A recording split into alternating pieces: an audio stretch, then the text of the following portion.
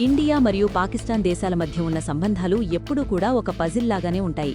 ఎప్పుడు గొడవలు జరుగుతాయో, ఎప్పుడు ప్రశాంతంగా ఉంటాయో ఎవ్వరికీ అర్థం కాదు.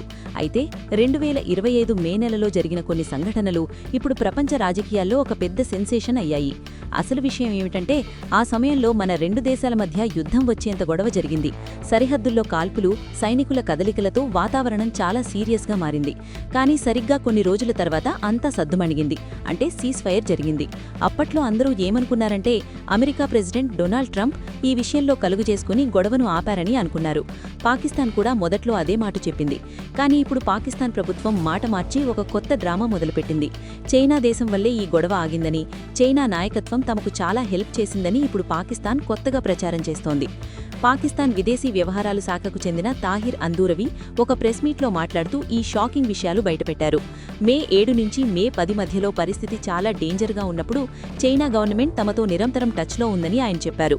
అంతేకాదు, చైనా వాళ్లు ఇండియాలోని పెద్ద లీడర్స్తో కూడా మాట్లాడి రెండు దేశాల మధ్య గొడవలు తగ్గించడానికి చాలా ప్రయత్నం చేశారని ఆయన చెప్పుకొచ్చారు. ఇక్కడి వరకు కేవలం అమెరికా క్రెడిట్ మాత్రమే విన్న ప్రపంచ దేశాలకు ఇది ఒక పెద్ద సర్ప్రైజ్. ఎందుకంటే డొనాల్డ్ ట్రంప్ అప్పట్లో మేమే ఈ గొడవను ఆపామని చాలాసార్లు చెప్పారు. పాకిస్తాన్ కూడా ఆయనను పొగిడింది.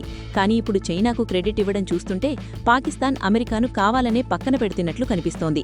దీని వెనుక ఒక పెద్ద పొలిటికల్ ప్లాన్ ఉందని అర్థమవుతోంది. ఈ మొత్తం వ్యవహారం మీద ఇండియా చాలా క్లియర్గా ఉంది. మన దేశం ఎప్పుడూ ఒకటే మాట చెబుతోంది, మన దేశాల మధ్య ఉండే సమస్యలను మనమే పరిష్కరించుకోవాలి. మధ్యలో మూడో దేశం అంటే థర్డ్ పార్టీ ఎవరూ రాకూడదు అనేది ఇండియా పాలసీ. చైనా కానీ అమెరికా కానీ మా మధ్య మధ్యవర్తిత్వం అంటే మీడియేషన్ చేశారని చెప్పే మాటల్లో ఏమాత్రం నిజం లేదని మన విదేశీ వ్యవహారాల శాఖ ఎప్పుడో తేల్చి చెప్పింది. ఇండియా అఫీషియల్స్ చెబుతున్న దాని ప్రకారం ఆ సమయంలో ఇండియా మరియు పాకిస్తాన్ దేశాల మిలిటరీ ఆఫీసర్స్ అంటే డీజీఎంఓ లెవెల్లో డైరెక్ట్గా మాట్లాడుకున్నారు. ఇద్దరూ కూర్చుని మాట్లాడుకోవడం వల్లే బార్డర్లో గొడవలు ఆగిపోయాయి. చైనా విదేశీ మంత్రి వాంగ్ యీ కూడా ఇదివరకే ఇలాగే తామే గొడవ ఆపామని క్లెయిమ్ చేశారు. కానీ ఇండియా అప్పుడే ఆ మాటలను ఖండించింది. ఏ దేశం కూడా మా అంతర్గత విషయాల్లో వేలు పెట్టాల్సిన అవసరం లేదని ఇండియా చాలా స్ట్రాంగ్గా రియాక్ట్ అయింది. అసలు పాకిస్తాన్ ఇప్పుడు ఇలా ఎందుకు చేస్తోంది అని ఆలోచిస్తే చాలా ఆసక్తికరమైన విషయాలు కనిపిస్తాయి. పాకిస్తాన్కి ప్రస్తుతం చైనా నుంచి చాలా మనీ మరియు సపోర్ట్ అవసరం. అందుకే చైనాను ఖుషీ చేయడానికి పాకిస్తాన్ ఇలాంటి స్టేట్మెంట్స్ ఇస్తోంది. చైనాను ఆసియాలోనే పెద్ద పవర్ఫుల్ దేశంగా చూపించడానికి పాకిస్తాన్ ప్రయత్నం చేస్తోంది. ఒక పక్క అమెరికా నుంచి వస్తున్న ప్రెషర్ని తగ్గించుకోవడానికి, మరోపక్క చైనాకు దగ్గరవ్వడానికి పాకిస్తాన్ ఈ డబుల్ గేమ్ ఆడుతోంది. అమెరికా ప్రెసిడెంట్ ట్రంప్కి ఇది ఒక రకమైన అవమానమనే చెప్పాలి. ఎందుకంటే ఆయన ప్రపంచమంతా తానే శాంతిని కాపాడానని చెప్పుకుంటున్నారు. ఇప్పుడు పాకిస్తాన్ చైనాకు ఆ క్రెడిట్ ఇవ్వడం వల్ల అమెరికా మరియు పాకిస్తాన్ మధ్య రిలేషన్స్ ఇంకా దెబ్బతినే ఛాన్స్ ఉంది. ఇండియా ఎప్పుడూ కూడా తన సెల్ఫ్ రెస్పెక్ట్ని మరియు పవర్ని కాపాడుకోవాలని చూస్తుంది. పాకిస్తాన్ తన సమస్యలను ఇంటర్నేషనల్ లెవెల్కు తీసుకువెళ్లాలని, ఇండియా మీద ప్రెషర్ తేవాలని ప్లాన్ చేస్తూనే ఉంటుంది.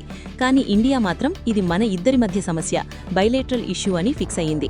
పాకిస్తాన్ ఇలాంటి మాటలు చెప్పడం వల్ల సౌత్ ఏషియాలో పొలిటికల్ బ్యాలెన్స్ మారిపోయే అవకాశం ఉంది. చైనా తన ఇన్ఫ్లుయెన్స్ని పెంచుకోవడానికి పాకిస్తాన్ని ఒక టూల్లా వాడుకుంటోంది.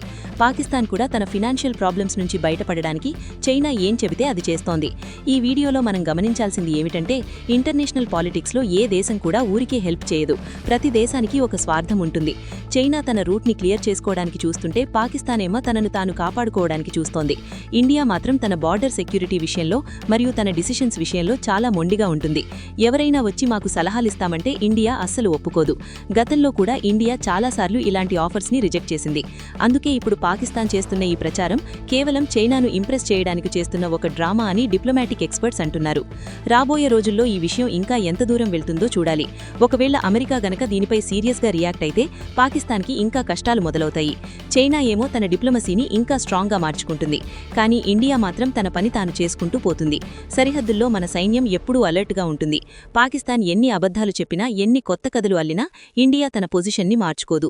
ఈ మొత్తం ఎపిసోడ్లో పాకిస్తాన్కి విశ్వసనీయత అంటే క్రెడిబిలిటీ తగ్గిపోతోంది. ఒకసారి ఒకరిని పొగిడి మరోసారి ఇంకొకరిని పొగడడం వల్ల ఏ దేశం కూడా పాకిస్తాన్ని నమ్మే పరిస్థితి లేదు. ఇలాంటి పొలిటికల్ గేమ్స్ వల్ల పాకిస్తాన్కే ఎక్కువ నష్టం జరుగుతోంది.